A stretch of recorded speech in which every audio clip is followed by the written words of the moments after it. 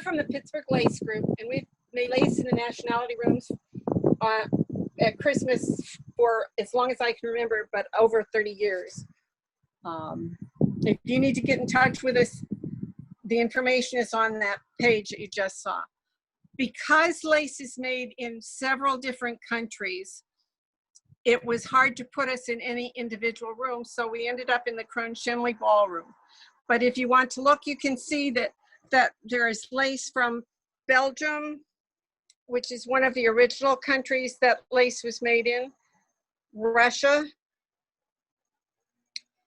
Italy, where lace was also made in the 15th century along with the Belgians, in England, in Germany. And Germany is an interesting arrangement because it was after World War II and the lace makers still needed to make a living, and they got all the easiest techniques they could steal from each other and made little motifs that they could sell. Today, lace is taught in classes around the world, and we make many different things, and it's not necessarily the white lace that you think of. If you look at that white bandage on the far side, you'll see that there is a selection of stitches that you can make. Those stitches are the basic stitches, and that is one of the first pieces that we teach people to make lace with. Behind us, or behind you, on the other side, is a table full of goodies. Lace is made in different countries on different pillows. And because of the techniques of the lace, the pillows are different shape. This is a bolster pillow and was generally a European pillow, also used in England, would be put on a sling. And it was turned around and around, always making your lace towards you. Next to that is a cookie pillow, which is a flat, round pillow that is usually used to make a motif or a small piece of lace. Beside that is a roller pillow with the rollers, so if you were making yardage, you could use that pillow. And this is a one and only pillow. And the advantage to this pillow is that if you're making a square piece of lace or a handkerchief edging, and you have to turn a corner, you can pick the block up and turn it, and you're still making lace towards you. And this pillow is exceptionally nice because it also comes with a roller so that you can also make yardage with it. In general, the pillows are filled with, these are filled with ethafoam, which is quite light, or sometimes they're filled with rug padding or with wool blankets. And rug padding is very thick. Originally, pillows were filled with chopped straw, and they're very heavy, and the rug padding's heavy enough. The different pillows use different tools, and the different countries use different pillows. This is a German hooded bobbin and would be used by the people who had not so clean hands. This would be run up the thread, and then the thread would be wound from the spool onto this, and then this would be slid down so that when you were making lace, your thread didn't get dirty. This is a Maltese bobbin, that's a continental bobbin. The weight on the bottom was not to keep it from doing anything, but was to give the bobbin weight to pull the thread tight. These are English bobbins. This is an antique bobbin, and you can see that it is wire wrapped. And this one next to it, it has little spots. They call that a leopard spot. This is a special bobbin that screws together and carries a pin. And the bobbins with little baby bobbins inside are called mother and babes. These pointy bobbins are used for Honiton. The thick bobbins are either used for downton or are used to carry a thicker thread called a gimp thread. These banana bobbins were common. This is my favorite kind of bobbin. It's an international square. I can get a lot of thread on it, and it doesn't roll too much. We also use different kinds of pins. Everything from regular pins like you're used to thick pins to make picots, to very fine pins. And there are all kinds of tools that you can use all the time. And you can get fancier and fancier and fancier. We don't make lace the way we used to. This is a traditional box pattern, but beginning lace makers usually start with a snake or a rainbow, and they teach basic techniques. As you can see, lace is no longer just little white pieces of lace, but can be brightly colored, or can be Christmas decorations, can be anything. And fit into anything. This is a key ring or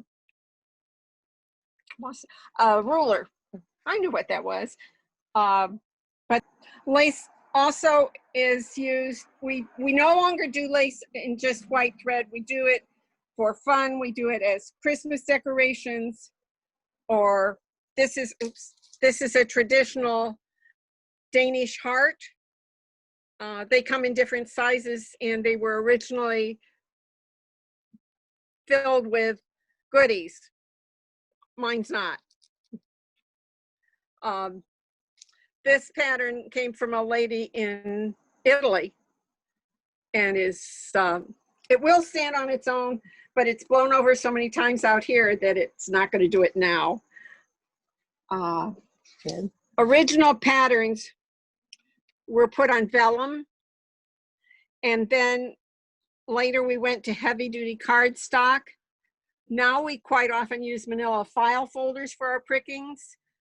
They are, and after we will copy a pattern in a copying machine onto a piece of light blue paper, because blue is more restful for your eyes. And you may have noticed all of the pillows were in a soft blue or a soft green. And after we copy it onto some light blue paper, we then cover it with contact paper, and then adhere it to a piece of file folder, and then cut around it to pin it to our pillow. The threads we generally use will be silk in different weights. Linen comes in different weights, or, oh, that's cotton. This is linen, again, different weights. Or we also use metallics, and again, different weights, depending on what we want to make. And I'm going to show you how to make lace over here.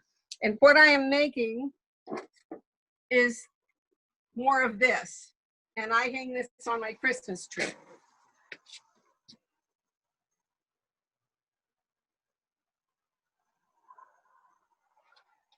In bobbin lace, you never work with more than 4 bobbins at a time. And we call them pairs, so 2 pair. And you don't watch the bobbins, you watch the threads. And there is a pricking, as you can see, on the roller. There are 2 movements in bobbin lace. There is a cross and a twist. And if you numbered these guys from left to right, 1, 2, 3, 4, you would do a cross would be 2 over 3, and a twist would be 2 and 4 over 1 and 3, and a cross again would be 2 over 3. And because of the pattern, I'm done with this pair. I'm going to shove it over, and I'm going to work through these. Again, cross, twist, cross,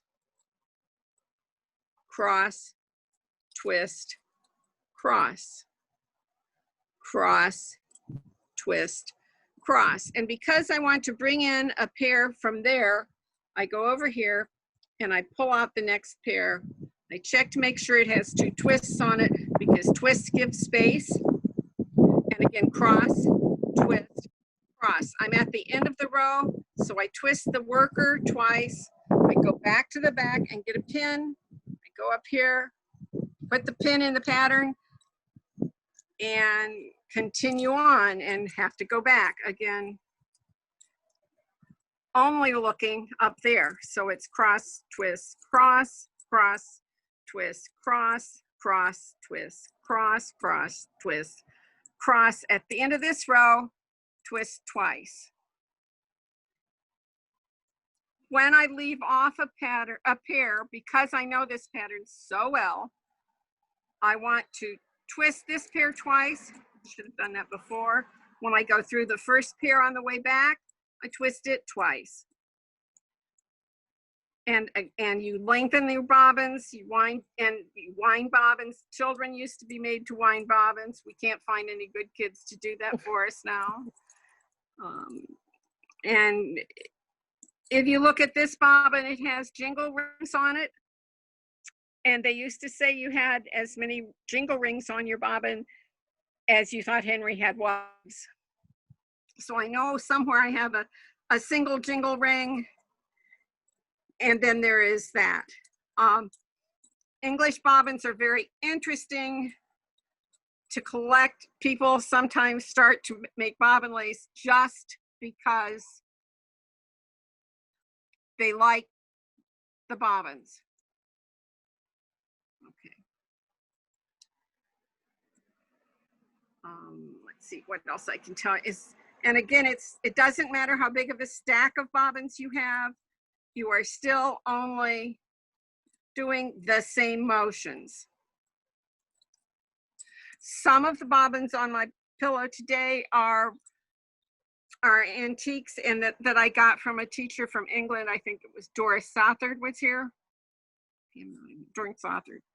And if you look, this bobbin is one of my favorites, and you can see how it was worn by the original lace maker. And this is its mate that was worn even more. And you can see how many years and how hard she used it. Most of my bobbins are from Eric Stevenson, who is now passed away, and he was a wonderful lace or bobbin maker. And they come in different woods, and you can get them in Pyrex like that Mother and Babe over there was. Something's wrong. One of the advantages to bobbin lace is that that's what's wrong, is that you can make lace backwards and forwards. I'm supposed to be a pro at this.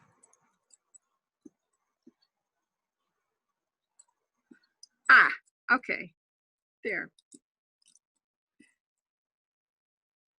Yeah. Yeah. And again, you look up there, not down where your fingers are, and you catch your mistakes much quicker. And if you look at this bobbin was for the 10th anniversary of the lace group, and you can see that it was black, silver, and it has a 10 on it. There's all kinds of commemoratives around here. Coming off. It is not hard. It doesn't matter how big your stack is. You're still only working with 4 bobbins at a time. And it doesn't matter how many bobbins you have. Straightforward, and you can always tell where you have to go. Right now, I can go 2 different places. I can go here, or I can go over here. If I go over here, I can show you a different stitch, which will give you a different look. So I'm gonna shove these guys over. Find a pin, stick a pin in that guy because he's unhitched. And we're coming out of there with 3 pairs, and I need to bring in 1 pair from this side. And instead of doing cross and twist, well, I'm still doing cross and twist, but I'm only doing cross, twist. I'm not doing cross, twist, twist. Okay, and if you look at this bobbin, it has a little baby inside of it. They call those mother and babes. Cross and twist. Bring in another one, cross and twist. Again, at the end of the row, an extra twist.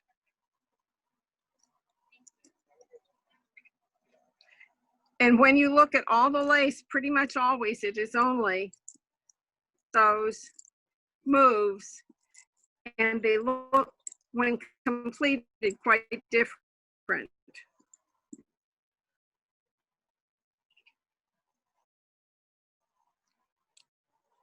But again, you have to be patient. And now we take in another pair from over here.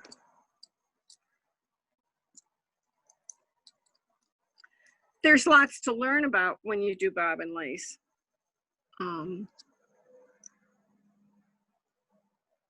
You have to learn to prick your pattern. You have to learn to wind bobbins. And it's important that all your bobbins are wound in the same direction. But again, you can see, and as I get this done, you'll get to see more of a pattern and it will look better, hopefully. And you keep bringing your, no, wrong. I have to drop off a pair. I knew it was, it's been a while since I've done this one. Okay. Yeah. That one goes into the center part, the spider. So that's the end of that row. There's where I put the pin down. No, I was right. Yeah, I was right. It's been a while. Okay. And go back to the other side. Now that will get 2 twists because it's done.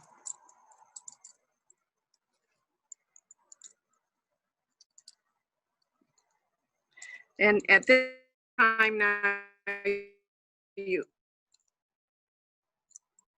add a pair from the right and drop a pair off from the left consistently.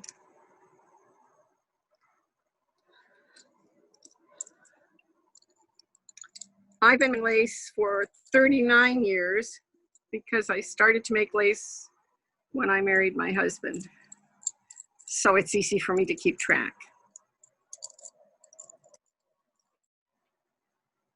We do teach people. We used to meet back before COVID at the Grace Reformed Presbyterian Church on Hochberg Road.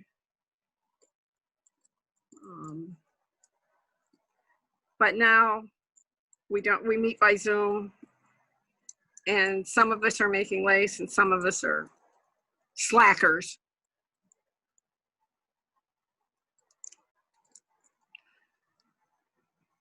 And we have a wonderful library and lots of books, and the books have patterns. And if you can see, this trail looks just like him.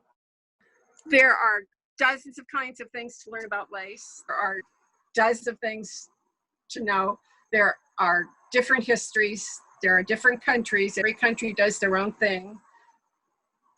Every lace maker can pick their own patterns, and if you take this pattern and you made it in red thread, it would look entirely different. If you ran metallics around the edge, it would look entirely different. It is your lace, and once you learn the basics, and generally we teach the basics in torchon, you can go ahead and pick the lace from whatever country you want to make lace from. It generally seems that the people of a certain nationality like to make the lace from that country. I'm not sure why, but they do. If they're English, they want to do Bucks or Bedfordshire. If they're Italian, they want to do Milanese or Cantu. There are lace makers all over the world. There is an international organization of lace makers called the International Organization of Lace Incorporated that has a website. This summer we did not have a convention. Often we have a convention, and there are teachers from all over the country. And you learn, you can choose your class and you learn whatever you want to. It's amazing to see people coming from all over the world. I know next summer there's supposed to be a teacher from Italy, several from England. They will teach bobbin lace. They will also teach tatting. Our group is tatting challenged. We can do needle tatting, but don't. We can't, there are a couple people who can do tatting, but there is nobody that will teach tatting. And some of us have tried, and it just isn't our gift. Some of us do lace knitting, but mainly we concentrate on bobbin lace. And if you have any questions, I guess you could send a question to the website. Okay, I think we're done. I want to thank Sandy for her hard work getting this together. Well, thank you, Amy. You worked harder than me.